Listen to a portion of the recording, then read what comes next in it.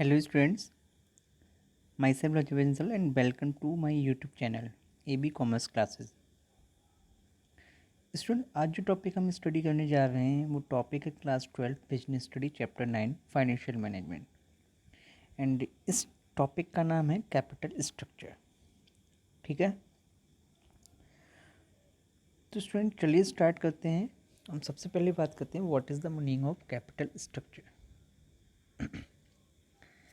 Student capital structure क्या होता है, सबसे पहले ये जानने के लिए हमें मतलब मालूम होना चाहिए meaning of capital and structure. तो अगर हम हिंदी मीनिंग की बात करें कैपिटल की तो क्या होती है पूंजी, एंड स्ट्रक्चर की हिंदी मीनिंग की अगर हम बात करें तो क्या मतलब होता है उसका ढांचा। तो कैपिटल स्ट्रक्चर में हम क्या पढ़ने जा रहे हैं, कैपिटल के ढांचे के बारे में पढ़ने जा रहे हैं। अब देखिए बिजनेस को स्टार्ट करने के लिए हमें कैपिटल की नीड होती है। ठीक है, उस कैपिटल को हम दो तरीके से रेज कर सकते हैं। कौन से दो तरीके हैं, डेब्ट में और इक्विटी में। कर सकते हैं नहीं कर सकते हैं। तो कैपिटल स्ट्रक्चर में हम इसी चीज़ को देखते हैं कि आपके बिजनेस में जो फाइनेंस का यूज हो रहा है उस फाइनेंस में कितनी डेब्ट है एंड कितनी इक्विटी है। आपकी फाइनेंस का कैसा स्ट्रक्चर, आपकी कैपिटल का कैसा स्ट्रक्चर है, इसी चीज़ को हम कैपिटल स्ट्रक्चर में क्या करते हैं, स्टडी करते हैं। ठीक है, तो अगर अब हम बात करें कैपिटल स्ट्रक्चर की डेफिनेशन की या मीनिंग की, तो लिखा हुआ है कि it is a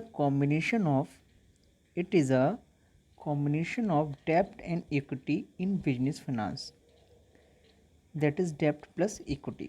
capital structure क्या है, capital structure is a combination of डेप्ट and equity in business finance. मतलब कि बिजनेस में इस्तेमाल की जाने वाली डेप्ट एंड इक्विटी का जो कॉम्बिनेशन होता है क्या कहलाता है, कैपिटल स्ट्रक्चर कहलाता है। इसको डेप्ट प्लस इक्विटी करके आप एक्सप्लेन कर सकते हो। Now second definition, second meaning, अगर सेकंड मीनिंग की तरफ जाएं तो उसमें क्या लिखा है, capital structure is the proportion of डेप्ट and equity used in business finance. मतलब सेम पॉइंट है कि बिजनेस फाइनेंस में यूज की जाने वाली डेप्ट एंड इक्विटी के प्रपोर्शन को नोन करना क्या कहलाता है, कैपिटल स्ट्रक्चर कहलाता है। अगर इस फार्मूले की बात करें तो ये फार्मूला क्या है, डेप्ट अपॉन इक्विटी। अब देखिए कैपिटल स्ट्रक्चर आप दो तरीके से डिफाइन कर सकते हैं, डेप्ट plus equity equal to capital structure और डेप्ट अपॉन इक्विटी इजकल टू भी कैपिटल स्ट्रक्चर की तरह आप इसको एक्सप्लेन कर सकते हैं। ठीक है, तो कैपिटल स्ट्रक्चर का अब हम बात करें तो कैपिटल स्ट्रक्चर क्या होता है, बिजनेस में यूज किए जाने वाली कैपिटल के स्ट्रक्चर की हम बात करते हैं कि उसमें हमने कितना fund as a equity raise किया है, कितना fund as a loan raise किया है। अब देखिए किसी भी कंपनी का कैपिटल स्ट्रक्चर कैसा भी हो सकता है, it depend on the will of director of a company. ठीक है, अब कैपिटल में वो चाहे तो पूरी की पूरी इक्विटी रख सकता है या सबका सब लोन में रख सकता है, बट कैपिटल स्ट्रक्चर में बेसिकली कॉम्बिनेशन होता है, सेट होता है डेप्ट एंड इक्विटी का। ठीक है, अब हम बात करते हैं डेप्ट कि डेप्ट का क्या मीनिंग है। तो यहाँ पे डेप्ट का मतलब है लॉन्ग टर्म बोरिंग से एंड इक्विटी का मतलब है शेयर होल्डर्स फंड से। ठीक है, अब आती है बात शेयर होल्डर्स का मतलब। शेयर होल्डर्स का मतलब होता है share capital plus reserve and surplus. And share capital equal to क्या होती है, देखिए फर्म में दो तरह की कैपिटल हो सकती है, equity share capital and preference share capital. तो शेयर कैपिटल में हम क्या करते हैं, share capital is equal to होता है equity share capital plus preference share capital. आगे बात समझ में, डेप्ट मतलब लॉन्ग टर्म बोरिंग्स। इसके बाद अगर हम बात करें इक्विटी का, तो इक्विटी में किस चीज़ को हम इंक्लूड करते हैं, शेयर होल्डर्स फंड को इंक्लूड करते हैं। और शेयर होल्डर्स फंड में हम किन चीज़ों को बात करते हैं, shareholders fund is equal to share capital plus reserve and surplus. ठीक है, और शेयर कैपिटल को अगर हम डिफाइन करें तो share capital is equal to क्या होता है, share capital is equal to equity share capital plus preference share capital. आगे बात समझ में। नाउ अब हम बात करते हैं डेप्ट की। अब देखिए स्टूडेंट डेप्ट क्या है, डेप्ट के बारे में बोला जाता है कि डेप्ट is a cheaper source of finance. Dept is a cheaper source of finance and easy to access. इसको एक्सेस करना इजी होता है, आसानी से इसको रेज किया जाता है सकता है। बट ऑन अनदर हैंड डेप्ट क्या होता है, रिस्की फाइनेंशियल फंड है। ठीक है, रिस्की क्यों है, क्योंकि इस पर हमें एक फिक्स रेट से इंटरेस्ट पे करना होता है और चाहे कंपनी को प्रॉफिट हो या लॉस इंटरेस्ट पे करना ही होता है। आगे बात समझ में नहीं आ गई। और अगर आप इस फिक्स इंटरेस्ट का पेमेंट नहीं करेंगे तो आपकी कंपनी लिक्विडेट भी हो सकती है, इंसॉल्वेंट भी हो सकती है। इसीलिए बोला गया है कि डेब्ट क्या है, एक चीपर सोर्स ऑफ फाइनेंस है, आसानी से रेज किया जा सकता है, इसमें ज़्यादा लागत नहीं आती है रेज करने में। बट अपार्ट फ्रॉम इट, इसके बावजूद भी ये कैसा है, रिस्की है, क्योंकि इसमें फिक्स रेट से इंटरेस्ट पे करना होता है, इवन कंपनी को प्रॉफिट हो या लॉस। ठीक है ना।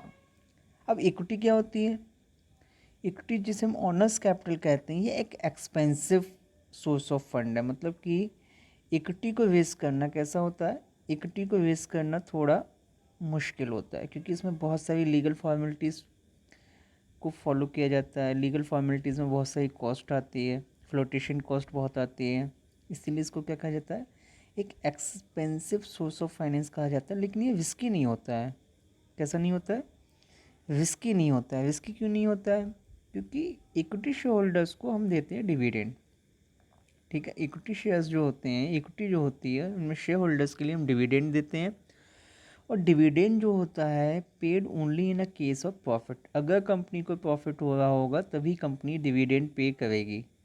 आगे बात समझ में। इसीलिए जो इक्विटी शेयर्स है एक्सपेंसिव है, लेकिन नॉन रिस्की है, इसमें किसी भी तरीके का रिस्क नहीं है। अगर कंपनी को प्रॉफिट नहीं है तो वो डिविडेंड पे नहीं करेगी, तो इस केस में कंपनी की लिक्विडेट या इंसॉल्वेंट होने के चांसेस नहीं रहते हैं।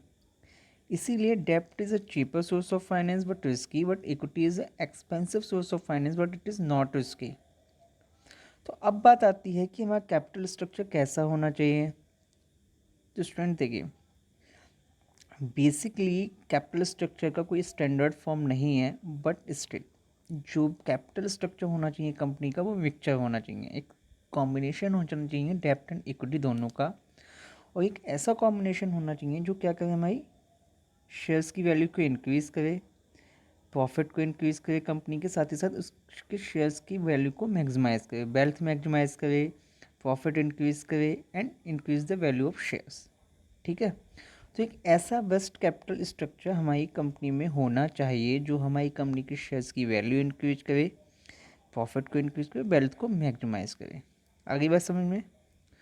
तो student, this is all about the meaning of capital structure. ठीक है, तो थैंक यू सो मच।